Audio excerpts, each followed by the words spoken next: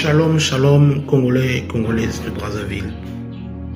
Je vous salue par le saint baiser de notre Seigneur Sauveur Jésus-Christ. Je viens via cette vidéo vous passer le message de Dieu. Mais c'est plutôt un message d'interpellation aux hommes de Dieu.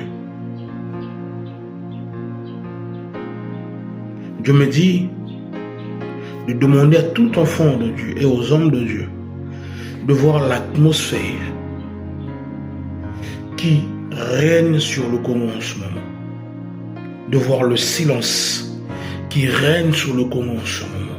Vous allez remarquer qu'il y a un silence inhabituel. Vous allez remarquer qu'il y a une température inhabituelle à Brazzaville, à Pointe-Noire, à Dolisie, à Kaye, à Infondo, partout. Et il y a un sentiment de peur dans tout enfant, dans tout Congolais en ce moment. Parce que tout le monde a peur, on ne sait pas ce qui va arriver. Mais Dieu me dit ceci. De vous dire de se lever dans la prière. Si Mardoché et Esther avaient compris, il fallait se mettre en prière pour arrêter ce qui allait arriver. Nous pouvons aussi se lever, se mettre en prière pour arrêter ce qui arrive. Si Josué à Gabaon, il a arrêté le soleil, nous pouvons le faire, nous pouvons élever la voix et arrêter ce qui arrive. Si Élie a arrêté la pluie, nous pouvons nous aussi élever la voix et arrêter ce qui arrive dans notre nation. Esaïe l'a dit à son époque. Nous pouvons le dire à notre époque. Il dit, pour l'amour de Sion, je ne me tairai point. Pour le repos de Jérusalem, je ne me tairai pas. Pour l'amour du Congo, pour le repos du Congo, je ne me tairai pas jusqu'à ce que sa justice apparaisse. Comme l'aurore. Bien-aimé, cher pasteur, cher évangéliste, cher docteur, cher apôtre, cher prophète, réunissons les enfants de Dieu de partout, intercédons pour notre nation. Nous pouvons arrêter ce qui arrive.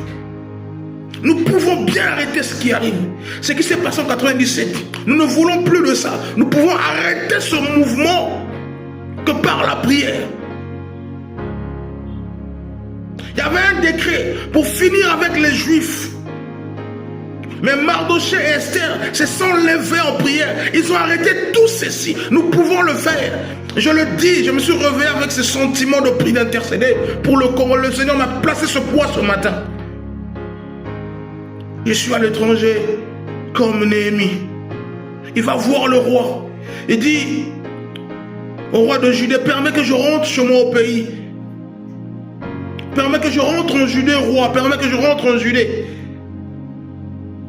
Pour rebâtir les murailles. Frère, je parle à tout homme de Dieu qui se trouve à l'étranger. Élevez les voix pour notre nation. Pour le Congo-Brazzaville, élève la voix. Réunis l'église où tu diriges, je ne sais pas, en France, aux États-Unis, partout dans le monde. Prions pour la nation. Et le sentiment, l'amour de notre nation, comme Néhémie l'avait à son époque. Prions pour notre nation. Néhémie allait voir le roi pour lui permettre de rentrer en Judée, pour rebâtir les murailles. Si tu ne peux pas revenir au pays, intercède. Ta voix va compter dans le spirituel. C'est vrai, il y a des Tobija, il y a des Sambala tout autour. Mais ne regardons pas ces personnes-là. Prions, prions pour notre nation. C'est le seul héritage que Dieu nous a donné. Il dit, si vous priez, si vous détournez de vos mauvaises voies, je guérirai ton pays. Prions, implorons la grâce de Dieu, implorons la miséricorde de Dieu sur notre nation. Prions pour le Congo, prions pour le Congo. Et la grâce de Dieu, l'amour de Dieu, sa bonté, va crier dans notre nation. Le pire va changer de voix. Et les choses vont se passer en douceur. Les choses vont se passer vraiment en douceur. Prions, élevons les voix. Que le Seigneur vous bénisse de partout. Que Dieu vous bénisse.